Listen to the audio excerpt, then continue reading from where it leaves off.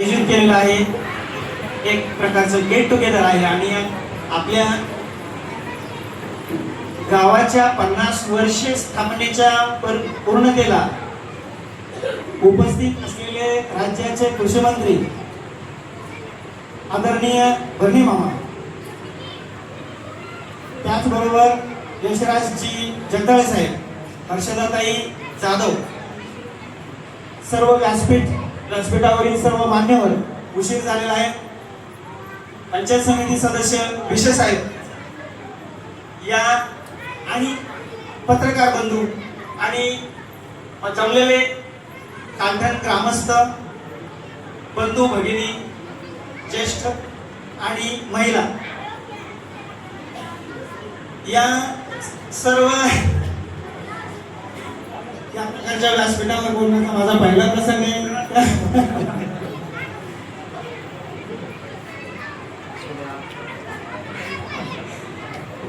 असं काही नाही.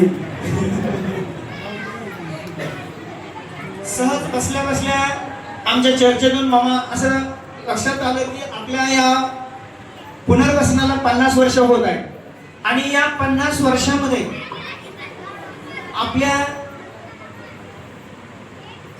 गावामध्ये, जीवनामध्ये काय बदल झाले आणि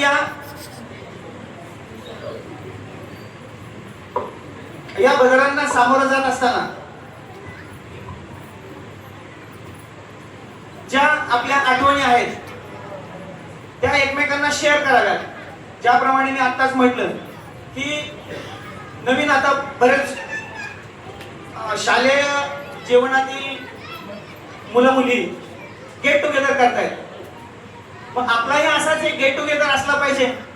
सरकारने नुकतंच एक संमेलन भरवलं होतं आणि त्याच्यामध्ये महाराष्ट्रातील गुणीजनांना पुरस्कृत केलं आणि आपणही त्याच्यातून थोडंसं काहीतरी बघावं हा एक थोडासा दृष्टिकोन समोर आला.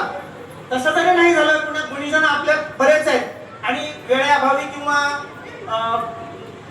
कशाच्या अभावी, कमतरते अभावी छोटसे का होईना आपण एकत्र यावं, आपले ज्या सुखद दुःखद आठवणी आहेत त्यांना उजाळा द्यावा.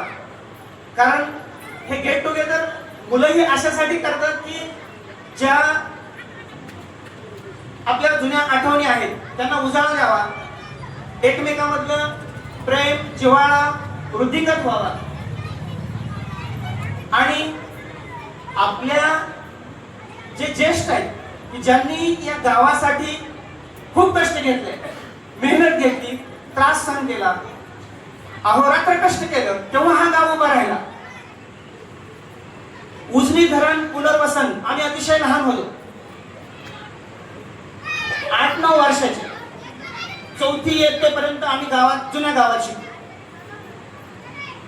आणि 76 ला वर आल्यानंतर जेव्हा आम्ही ते पाहिलंय ते आजही डोळ्यासमोर तरळतं आणि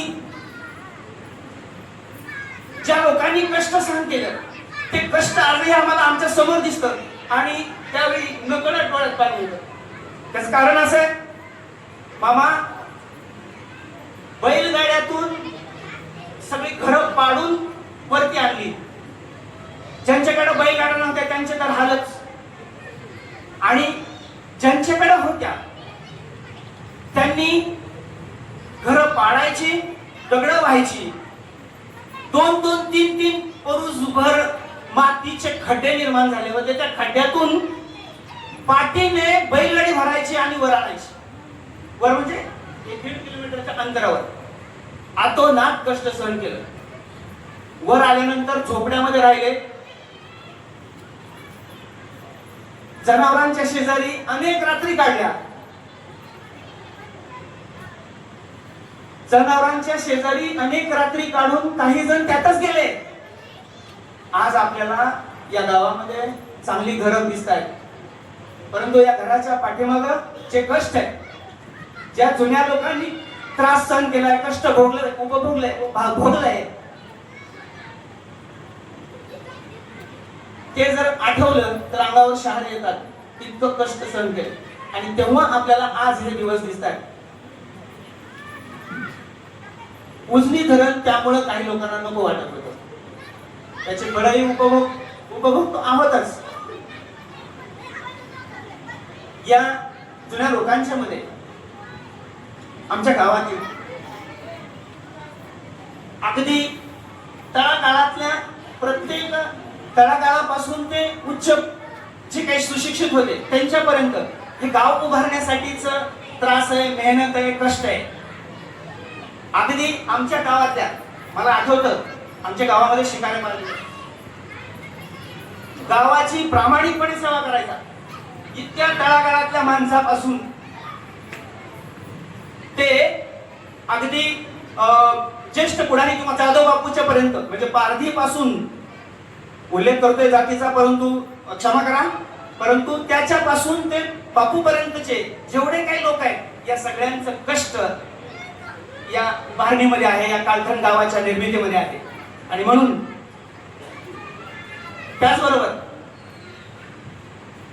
या कालखंड गावाच्या जुन्या कालखंडच्या मातीमध्ये घडलेले जे मल्ल आहेत की ज्यांनी गावाचा नावलौकिक केला.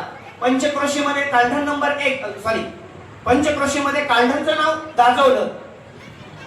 पंचक्रोशीतच नाही तर जिल्हा पातळीवरील आम्ही एक बोर्ड लावला. मामा आपण तिकडे जर स्टेज झाला असतं तर तुम्हाला पाहायला मिळाला असता.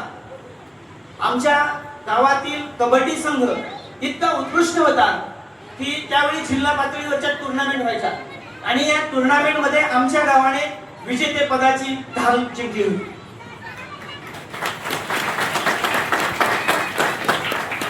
आणि ती ढाल पुण्याच्या संघाला हरवून जिंकली होती. ही सोपी गोष्ट नाही. पुण्याच्या संघाला पुणे शहर आणि पुण्याच्या संघाला कालखंडच्या संघाने हरवलं होतं आणि तेव्हा ती ढाल जिंकली होती. आमच्या कालखंडच्या नावलौकिकामध्ये तो मानाचा तूर आहे. त्याच्यातले काही लोक आज नाहीयेत, काही आहेत. त्याच्यामध्ये कारभारी आहेत, अर्जुन भाऊ आहेत इथं बसले, वामनदादा आहेत, 4 लोक फक्त राहिले, बाकी आपल्यात नाहीयेत. कुस्ती म्हणा, आमच्या गावातील गुलाबराव पाटील रिटायर होऊन आल्यानंतर तालमीमध्ये आमच्या इथं असणाऱ्या मल्लांची कसरत करून घ्यायचे.